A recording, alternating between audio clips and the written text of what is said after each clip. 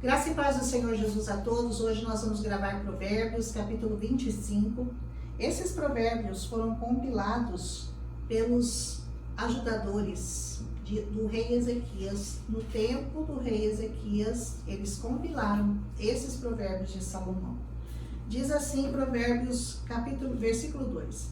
É a glória de Deus encobrir as coisas, mas a honra dos reis é vasculhar um assunto. Ou seja, nós não temos como saber e conhecer todas as coisas do Senhor, porque os pensamentos dele são mais elevados que os nossos, e nós não conseguimos entender a grandiosidade desses pensamentos. Então, as coisas do Senhor, muitas delas são encobertas, mas, segundo diz essa palavra, elas são reveladas àqueles que verdadeiramente amam o Senhor. Assim como os projetos do rei também, você não tem como saber o que se passa na cabeça de um rei, mas ele procura sempre fazer o melhor pelo seu povo. Amém? Continua Provérbios: o céu pela altura e a terra pela profundidade, e o coração dos reis é inescrutável. Não tem como você medir os céus, a terra e o coração de um rei, porque as medidas são inescrutáveis para nós. Amém? Tira a impureza da prata e sairá vaso para o refinador. Tira o perverso de diante do rei e o seu trunfo se estabelecerá na justiça. É preciso que nós retiremos as impurezas do nosso coração para que verdadeiramente seja revelado aquele homem bom que existe quando o Senhor tira de nós toda a sujeira, toda a impureza, tudo aquilo que não provém do coração de Deus. Amém? E o perverso tem que ser tirado da presença do rei, para que a justiça seja estabelecida. É isso que diz Provérbios 25. O 6 diz assim: não se estendas a ti mesmo na presença do rei, não fiques no lugar de grandes homens, porque melhor é que te digam, vem aqui para cima, do que você ser humilhado na presença do príncipe a quem os teus olhos viram. O que significa você se estender na presença do rei? É aquela pessoa que fica muito tempo ali tentando bajular, para tentar um cargo, para tentar conseguir alguma coisa daqueles homens poderosos, do que é melhor você conseguir essas coisas pelo que o rei reconhece de você, e não porque você ficou ali bajulando, ficou se estendendo, ficou bastante tempo na presença. O que Provérbios de Salomão está te dizendo que é melhor você ser reconhecido pelos seus méritos do que você ser humilhado, de ficar ali puxando, né? A gente usa uma expressão meio chula, né? Puxando e fazendo agrados ao rei para ver se você consegue uma posição de destaque. Melhor é você ser reconhecido sem que você tenha que fazer isso. Não saia apressadamente para lutar, para que no fim você não saiba o que fazer quando teu vizinho tiver te envergonhado. Discute a tua causa com teu vizinho e não reveles o segredo ao outro, para que aquele que ouvir não te envergonhe e a tua infância não se desvie. Ou seja, não entre numa briga tola com seus vizinhos, com seus amigos, com as pessoas que você ama, para que você não seja envergonhado, para que você não envergonhe também o seu próximo. As coisas que você tiver que discutir, as coisas que você tiver que falar, que sejam ditas em segredo, que sejam resolvidas na sabedoria, que sejam resolvidos com calma, e não por meio de fofocas, de intrigas e de falatórios. Amém? Uma palavra apropriadamente falada é como a maçã de ouro em uma gravura de prata. Você já viu uma maçã de ouro gravada numa escultura de prata? É a coisa mais linda. Assim são as palavras que saem de uma boca sábia. Aleluia! Como um brinco de ouro e como um ornamento de ouro fino, assim é um sábio reprovador sobre um ouvido obediente. Saiba ouvir as reprovações de um sábio. Se você for uma pessoa sábia, você vai ouvir a reprovação e você vai se alegrar com elas, porque você não vai querer lutar contra aquilo, você vai aprender com aquilo. Aprenda a tomar uma repreensão e levar aquilo para o lado bom, porque o Senhor permite que nós sejamos repreendidos, exortados, reprovados, para que nós possamos melhorar. Então não ouça aquilo para se irar, para não aceitar aquela palavra para você.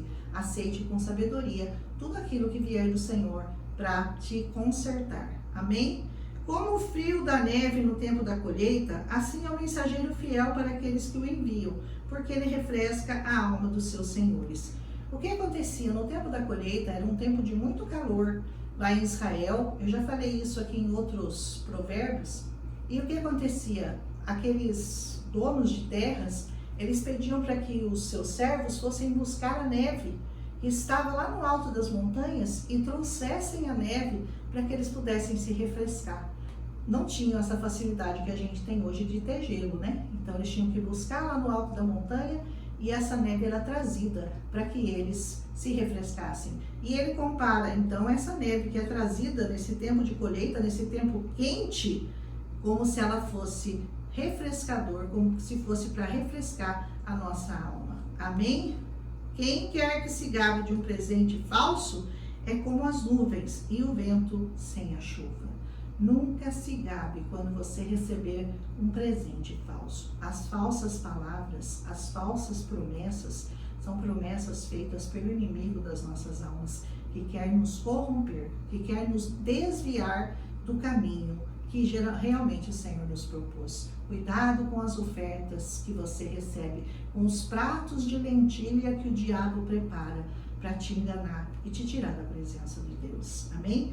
Pela longa tolerância se persuade um príncipe, e a língua suave quebranta o osso.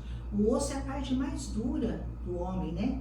Por isso, ele compara, né, que a longa tolerância é capaz até de quebrantar os ossos, a parte mais dura do ser humano. Amém? Achaste mel? Come o quanto for suficiente para que não te fartes dele e o vomites. Cuidado com muito mel que for ofertado, coma só a quantia certa para que você não se enfade, para que você não acabe pegando nojo daquilo e vomitando, porque você se lambuzou tanto no pecado que você vai um dia ter que vomitar aquele pecado. Então, cuidado com o mel, com a quantidade de coisas que são ofertadas para você. Coma tudo com sabedoria. Amém? Aleluia. Afasta teus pés da casa do teu vizinho para que ele não fique cansado de você e assim ele te odeie. Oh, que coisa, né? Sabe aquela pessoa que incomoda?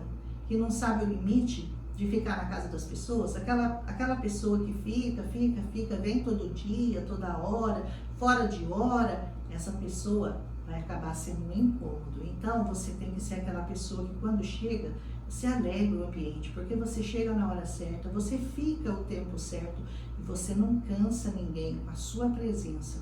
Até para você pisar os seus pés na casa de uma pessoa, você tem que ter sabedoria do tempo que você deve permanecer naquele lugar. Amém? Marreta, espada e flecha afiada é o homem que levanta falso testemunho contra o seu vizinho. Deus fala muito sobre o falso testemunho. Cuidado com as suas palavras e cuidado com o testemunho que você dá de você mesmo e das outras pessoas. A confiança em um homem desleal em tempos de dificuldade é como um dente quebrado e um pé desconjuntado.